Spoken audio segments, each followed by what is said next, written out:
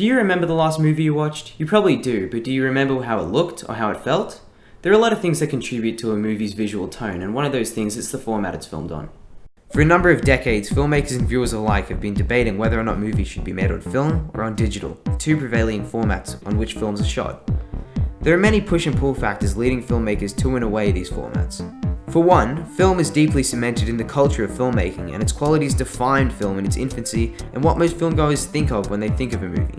Movies were made exclusively on film up until as recent as 1999, when George Lucas challenged film supremacy for the first time when he included footage filmed with digital cameras in Star Wars Episode I: The Phantom Menace, and then again when he made the first movie shot entirely on digital with Episode II: Attack of the Clones.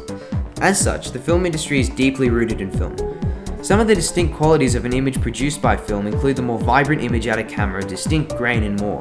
These factors create the distinct look that film is known for. Digital photography, on the other hand, creates a much cleaner image, characterized mainly by a lack of noise. But what really differentiates digital from film is the flexibility given to filmmakers once the image is taken. Digital cameras these days are able to capture a vast amount of information in each image, allowing for extremely fine control in post-production. Editors are able to manipulate the exposure, color temperature, and various other parts of the image. Perhaps the most notable process a digital image goes through is color grading, when the tone of the image is created. It's this process that creates the biggest divide in the debate around digital photography.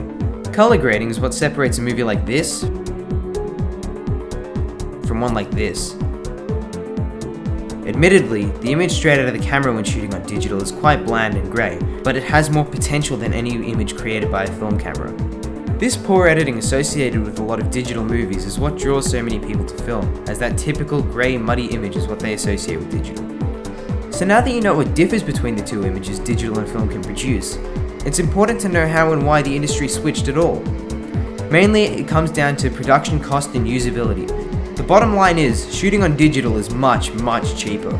The process of shooting on film goes somewhat like this.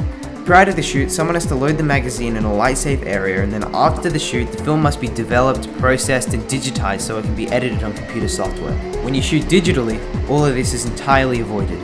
But what would someone think if they'd seen the best of both worlds? My dad, Tov Belling, an Australian director, has been working in the industry throughout the entire transition.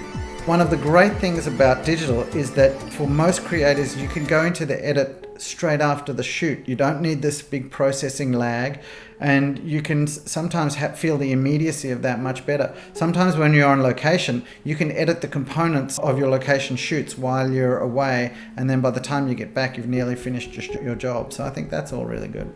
Shooting on film is expensive.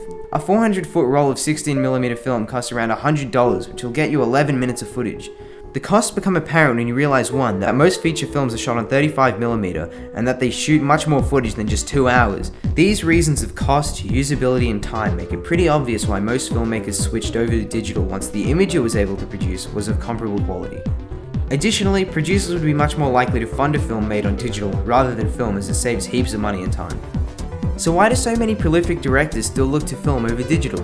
Martin Scorsese, Quentin Tarantino, and Christopher Nolan, among others, all prefer to shoot on film rather than digital, while other directors and cinematographers like George Lucas, Denis Villeneuve, and Roger Deakins have moved over to digital in recent decades. It all comes down to personal choice, and in some circumstances, whichever format fits the narrative.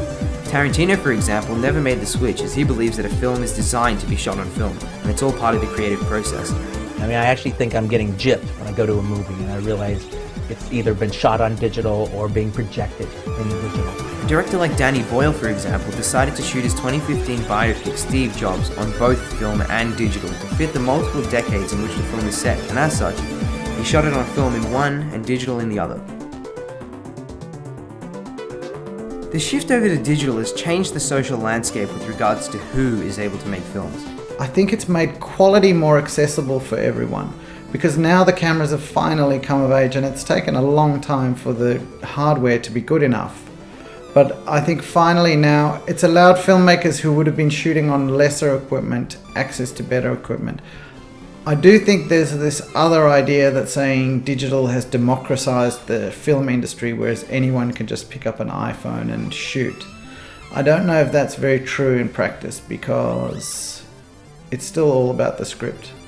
I hope filmmakers realize that if used correctly, digital definitely has a place in the industry and shouldn't be overlooked, as it has the capacity to create beautiful and wholly unique images.